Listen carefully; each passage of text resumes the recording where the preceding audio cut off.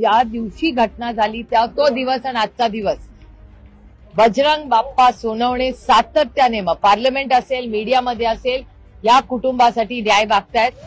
त्याच्यानंतर मी तुमच्या सगळ्याच चॅनलवर संदीप क्षीरसागर, रोहित पवार, ती नमिता मुंदडा, त्याच्यानंतर सुरेश धस आणि आता ते नरेंद्र पाटील या सगळ्यांचे स्टेटमेंट्स मी बघते. मला एका गोष्टीचं समाधान आहे, जी घटना झाली ती अतिशय वाईट झाली, दुर्दैवी म्हणजे अमानुष घटना.